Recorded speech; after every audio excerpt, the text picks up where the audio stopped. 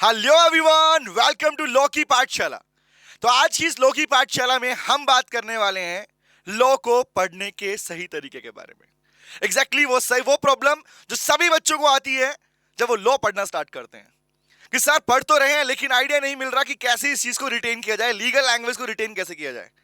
तो आज हम बात करने वाले हैं, आज मैं आपको देने वाला हूं 3 गुरु मंत्र ताकि आइडिया मिले आप लोगों को कि एक्चुअली लॉ पढ़ना स्टार्ट कैसे करना है अपने पास में।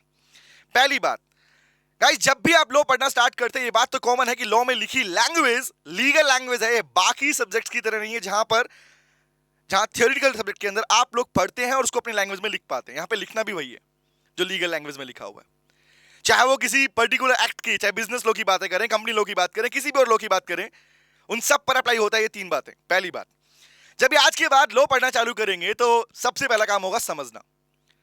अक्सर बच्चे सीधा उसको जो लीगल लैंग्वेज है उसी को याद करने की कोशिश करते हैं, जो कि गलत है। तो आपकी स्टार्टिंग होनी चाहिए समझने को लेके, क्योंकि हमें बचपन से आदत पड़ी हुई है कि जब भी हम कोई चीज समझ लेते हैं उसके बाद हमारे लिए उसी आसान बन जाती है। तो पहला काम होगा समझना। अभी मैं इसको अप्लाई करके भी दिखाने वाला हूं कैसे अप्लाई होगा ये पार्ट। तो समझने का मतलब, उसके बाद आएगा हमारे पास में उसको लिखना, राइटिंग पोर्शन। क्या लिखना है और क्या नहीं लिखना ये बताने वाला हूं आज क्लास के अंदर। एंड लास्ट में आएगा रीडिंग पोर्शन। 3 बातें बोला मैंने, समझना, अंडरस्टैंडिंग वाला पार्ट, राइटिंग वाला पार्ट और रिवीजन वाला पार्ट।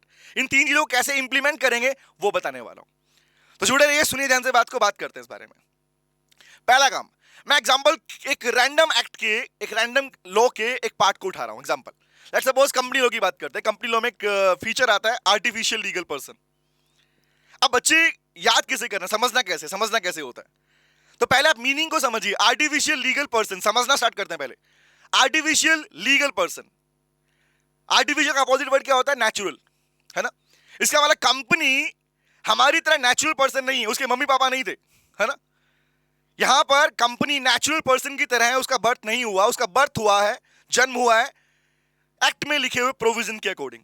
एक्ट ने जो उसके इनकॉर्पोरेशन को लेकर प्रोविजन दिया उसके अकॉर्डिंग। तो जैसे अभी लाइन सुनेंगे ना या बोलेंगे अपने मुंह से, तो आपको ये याद होगा कि अच्छा आर्टिफिशियल का मतलब ये होता है। बट यहां पे बात खत्म नहीं होती, ये तो समझ लिया। अब आप उसके पास में सेकंड पार्ट में आएंगे, राइटिंग में क्या लिखेंगे। राइटिंग पोर्शन सबसे ज्यादा जरूरी है अंडरस्टैंडिंग के बाद। बच्चे अंडरस्टैंडिंग के बाद सीधा आंसर लिखना स्टार्ट करते हैं। Answer is no, this is not the right way to learn law को पढ़ने का तरीका नहीं है ये वाला। तो पहली काम हमारे पास में हुआ कि सबसे पहले हम लोग समझना शुरू करेंगे। समझ तो हम लेते हैं। अब नंबर आया राइटिंग में क्या लिखे सर। तो मैंने प्रोविजन बोला आर्टिफिशियल लीगल पर्सन के अंदर लीगल प्रोविजन में लिखा हुआ है एज पर द एक्ट कि company is created by the operation of law, not by natural birth. Company is having is on assets, on property. Company can sue others. ये line हम लिखते हैं वहां पे। ये केस फाइल कर पाती है, खुद की प्रॉपर्टी हो सकती है, खुद के नाम से कॉन्ट्रैक्ट बना सकती है, being an artificial person. तो ये तो लीगल प्रोविजन लिखा।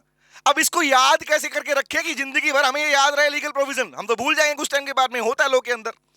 तो गाइस अब सुनना, जब आप प्रोविजन लिखेंगे ना, समझने के बाद प्रोविजन लिखेंगे, उसके साथ में आप बनाएंगे अपना एग्जाम्पल। क्योंकि एग्जाम्पल बनने का मतलब ये होता है कि जब आपने एग्जाम्पल किसी प्रोविजन पे बना दिया, इसका मतलब आपकी उसकी अंडरस्टैंडिंग, आपको उसकी अंडरस्टैंडिंग अच्छी तरीके से हो चुकी होती है। अब एग्जाम्पल में क्या होता है? एग्जाम्पल में 4 चीजें होती हैं। पहला होता है भैया नेम, दूसरा होता है अमाउंट, अगर कहीं पे अमाउंट की बात कर रहे हैं, स्टोरी की बात कर रहे हैं, और आपके पास पहला है नेम, स्टोरी, अमाउंट, और लास्ट में आता है प्रोविजन। ये 4 बातों से मिलकर बनता है एग्जाम्पल। तो लेट्स सपोज, अगर मान लीजिए एग्जांपल के लिए, एग्जाम में एग्जांपल लिखने को लेके कोई फिक्स पैटर्न नहीं है कि आप बोलो हमें तो इसी कंपनी का नाम यूज करना है। You can use your own company, अपने खुद के नाम से कंपनी बना लो कि नेम बन गया आपके पास में। नेम के बाद में आप बता रहे हो कि भाई ये जो कंपनी है, आप कनेक्ट करो इसको, ये जो कंपनी है ये अपने नाम से कॉन्ट्रैक्ट बना सकती है, ये कंपनी अपने नाम से अपनी प्रॉपर्टी परचेज कर सकती है, इस कंपनी पे केस फाइल किया जा सकता है। तो ये आपकी 3 बातें कनेक्ट करोगे तो ये प्रोविजन को इंडिकेट कर रही है कौन सा, आर्टिफिशियल लीगल पर्सन। तो पैटर्न नंबर 1 क्या हुआ?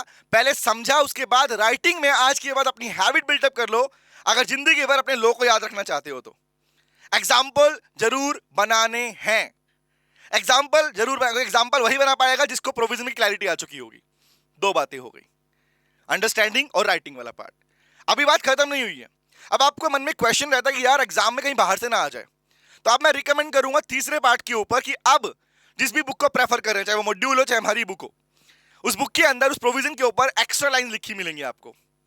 तो जाके क्या करना, कुछ नहीं करना, याद नहीं करना उसको ना, या तो अपने आप होगा, उसको जाके सिर्फ रीडिंग करना है।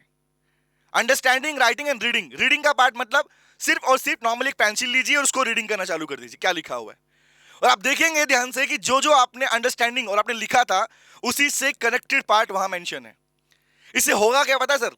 इससे होगा ये कि जो आपका उसका मेन प्रोविजन था वो आपके मन में बैठ चुका होगा, कि आपको एक कॉन्फिडेंस भी आ चुका होगा कि मैंने खुद ने एग्जांपल फ्रेम किया, मेरे को प्रोविजन अंडरस्टैंडिंग याद भी हो गया था। और देखेंगे देखेंगे आप लोगों को वो प्रोविजन हमेशा के लिए याद हो जाएगा। तो ये ऐसा तरीका है, 3 बातें बोली मैंने, रिपीट कर रहा हूं, अंडरस्टैंडिंग, राइटिंग एंड रिवीजन। ये 3 तरीके से आप अपने लॉ के किसी भी प्रोविजन के, किसी भी एक्ट के प्रोविजन को याद कर सकते हैं और वो आपको हमेशा रिटेन रहेगा। तो ऐसी और इंफॉर्मेशन के लिए, ऐसी कोई भी बात के लिए जो आपको परेशान कर रही है लॉ के अंदर, आप मुझे कमेंट सेक्शन में मेंशन कर सकते हैं। और चैनल को सब्सक्राइब नहीं किया तो कर लीजिए, क्योंकि ऐसी बहुत सारी चीजें मैं लेके आने वाला हूं। Thank you very much, see you, take care, bye guys, take care, bye.